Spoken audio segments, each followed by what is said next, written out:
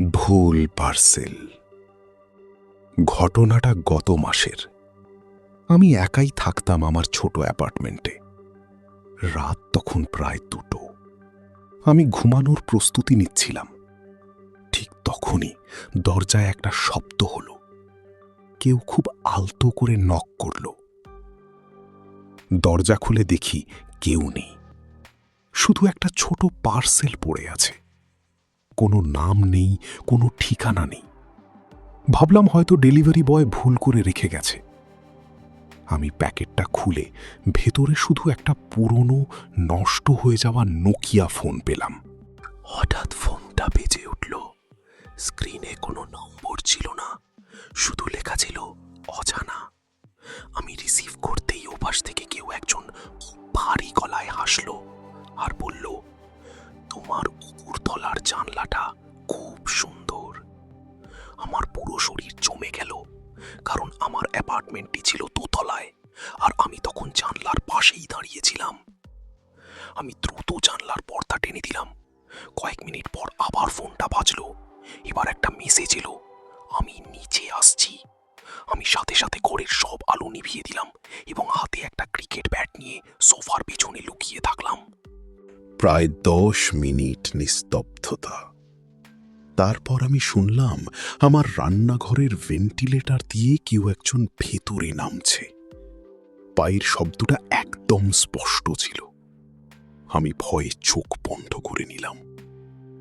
ঠিক তখনই আমার কানে কেউ একজন ফিসফিস করে বলল, আমি বলেছি না তোমার ওপরতলার জানলাটা সুন্দর, কিন্তু ভেতরের আলমারিটা আরো বেশি আরামদায়ক।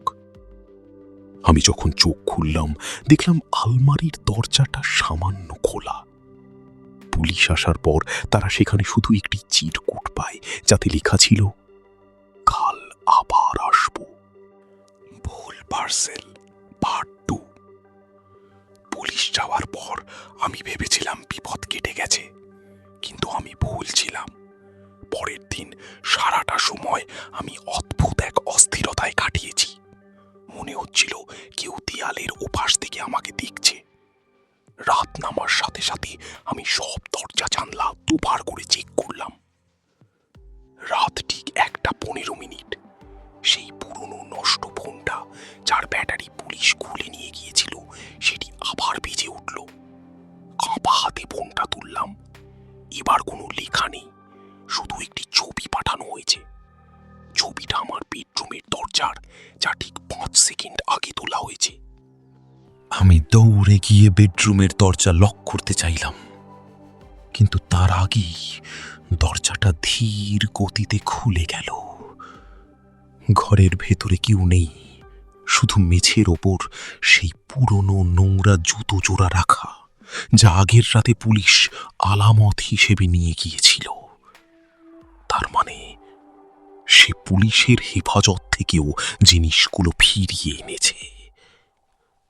আমি জানলা দিয়ে পালানোর চেষ্টা করলাম, কিন্তু দেখলাম জানলার কাঁচ বাইরে থেকে কেউ তার দিয়ে পেঁচিয়ে রেখেছে। আমি আটকা পড়ে গেছি। হঠাৎ আমার ফোনের স্পিকার থেকে সেই পরিচিত ফিসফিসানি ভেসে এলো, আলমারি চেক করতে বলেছি না, আলমারির উপরের দিকটা নয়, নিচে, মেঝের কাঠটার নিচে দেখো। আমি ব্যাটের হাতল দিয়ে মেঝের তক্তাটা সরাতেই দেখলাম সেখানে একটা ছোট সুড়ঙ্গ, আর সেই সুড়ঙ্গের ভেতরে সারিবদ্ধভাবে রাখা আছে আমার গত 1 মাসের ঘুমানোর ছবি। সে একদিনের জন্য আসেনি, সে 1 মাস ধরে আমার ঘরের মেঝের নিচেই বাস করছিল। আমি সেখান থেকে কিভাবে বের হয়েছিলাম জানি না, কিন্তু আজ 1 বছর পর অন্য এক শহরে এসেও আমি শান্তিতে নেই, কারণ আজ সকালে আমার নতুন ঠিকানায় আবার সেই একই পার্সেল এসেছে, ভেতরে সেই একই পুরনো নোকিয়া ফোন। ভুল পার্সেল অন্তিম পর্ব।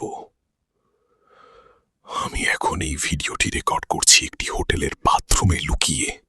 আমার সামনে সেই পার্সেল থেকে পাওয়া পুরনো ফোনটি রাখা। 1 ঘন্টা আগে এটিতে একটি ভিডিও কল এসেছিল। আমি রিসিভ করতেই দেখলাম ফোনের ওপাশে অন্য কেউ নয়, আমি নিজেই বাথরুমে বসে এই ভিডিওটি রেকর্ড করছি। অর্থাৎ সে আমার বর্তমান ঠিকানায় পৌঁছে গেছে এবং আমার প্রতিটি মুহূর্ত লাইভ স্ট্রিম করছে। আমি হোটেলের রিসেপশনে ফোন করার চেষ্টা করলাম, কিন্তু ফোনের লাইন কাটা। হঠাৎ দরজার বাইরে আমি কারো ভারী বুট জুতোর শব্দ শুনতে পেলাম। ঠক ঠক ঠক।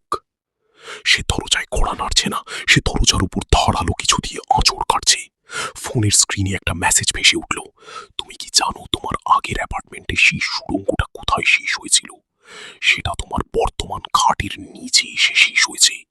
আমার চিৎকার করার শক্তিও ছিল না। আমি বাথরুমের ছোট জানলা দিয়ে বেরিয়ে আসার চেষ্টা করলাম। নিচে তাকিয়ে দেখি পুলিশ নয়, বরং 4 জন লোক কালো মুখোশ পরে দাঁড়িয়ে আছে, আর তাদের প্রত্যেকের হাতে সেই একই পুরনো নোকিয়া ফোন। তারা সবাই একসাথে আমার দিকে তাকিয়ে ফোনের ক্যামেরা অন করল। আমি বুঝতে পারলাম এটি কোনো সাধারণ চোর বা খুনির কাজ নয়, এটি একটি অনলাইন কাল্ট বা গোষ্ঠীর কাজ, যারা মানুষকে আতঙ্কিত করে সেই লাইভ ফুটেজ ডার্ক ওয়েবে বিক্রি করে, এবং আমি ছিলাম তাদের আজকের শিকার। ভিডিওটি এখানে শেষ হচ্ছে, কারণ পুলিশ যখন আমাকে উদ্ধার করে তখন আমার হাতে কোনো ফোন ছিল না। ডাক্তাররা বলছেন এটি আমার মানসিক বিভ্রম, কিন্তু আমি জানি আমি কি দেখেছি। আজও যখনই কোনো ডেলিভারি বয় আমার দরজার সামনে আসে, আমি ভয়ে কুঁকড়ে যাই, কারণ আমি জানি কোনো একদিন পার্সেলটা আবার আমার ঠিকানায় পৌঁছাবে।